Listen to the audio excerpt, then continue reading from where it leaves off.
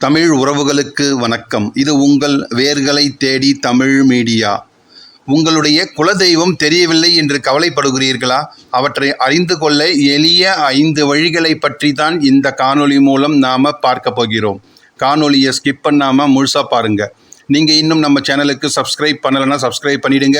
மறக்காமல் பக்கத்தில் இருக்கிற பெல் பட்டனை ப்ரெஸ் பண்ணிவிடுங்க. வாங்க காணொளிக்குள்ளே போகலாம்.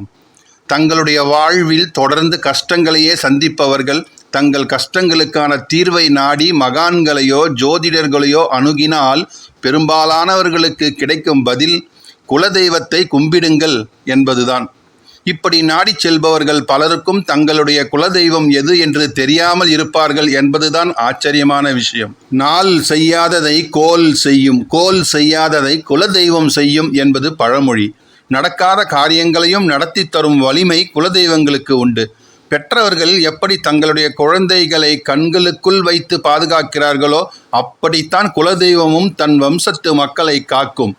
ஆனால் பிழைப்புக்காக ஊர் விட்டு ஊர், நாடு விட்டு நாடு போய் வாழும் 2-3 தலைமுறை கடந்தவர்களில் சிலர் குலதெய்வ வழிபாட்டை விட்டுவிடுவதால் அடுத்த தலைமுறைக்கு தங்களின் குலதெய்வம் எது என்பதே தெரியாமல் போய்விடுகிறது. துன்பங்கள் தீர குலதெய்வத்தை தேடிப்போ என்று ஜோதிடர்களோ மகான்களோ சொன்னதும் தங்கள் குலதெய்வம் எது என்று தேட ஆரம்பிப்பார்கள். சொந்த ஊர் சென்று பழைய மனிதர்களை சந்தித்தால் சிலருக்கு விடை கிடைத்துவிடும். ஆனால் பலருக்கு அந்த வாய்ப்பு இருக்காது.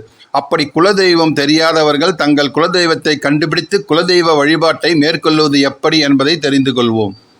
பொதுவாக குலதெய்வத்தின் பெயர்கள் குடும்பத்தில் குழந்தைகளுக்கு வைக்கும் வழக்கம் காலமாக உண்டு.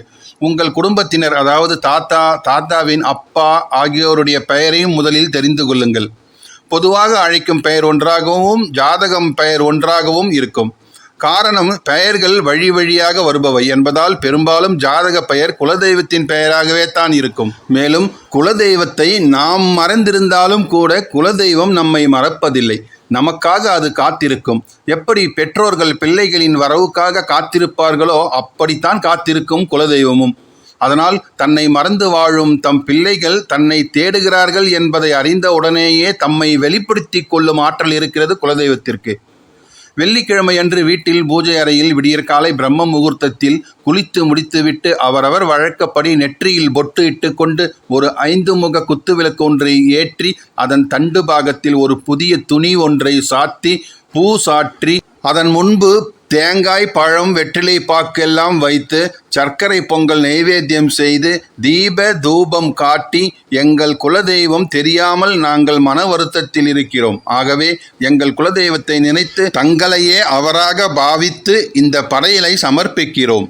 இதனை தாங்கள் ஏற்றுக்கொண்டு சீக்கிரமாக எங்கள் குலதெய்வத்தை காட்டுவீராக என்று வேண்டிக்கொண்டால் இறைவனின் அருளால் குலதெய்வம் பற்றிய விவரம் உங்களுக்கு தானாகவே தெரிய வரும். குத்துவிளக்கின் முன்பாக கண்களை மூடி தியானம் செய்தால் குலதெய்வம் சிலருக்கு மனக்கண்ணில் தோன்றும்.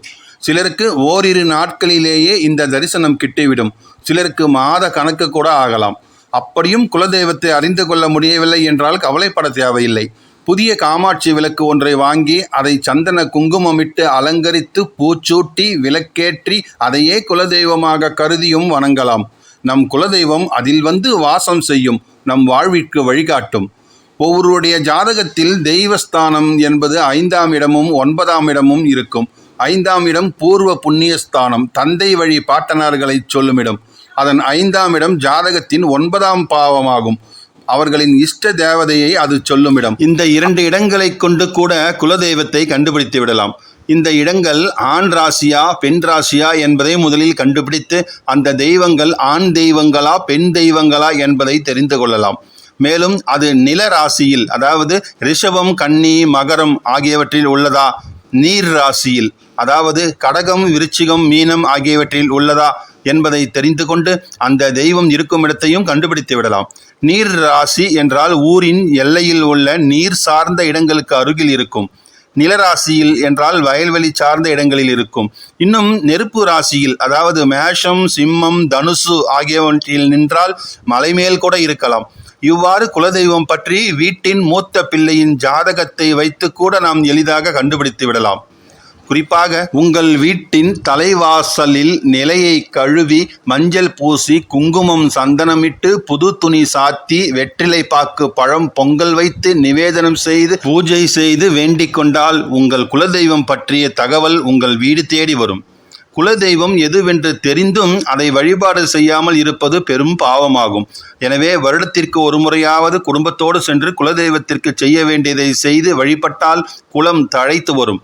சந்ததியினர் சந்தோஷமாக வாழ்க்கையை அனுபவிப்பார்கள். குலதெய்வம் உங்களிடம் அதிகம் எதிர்பார்ப்பதே கிடையாது.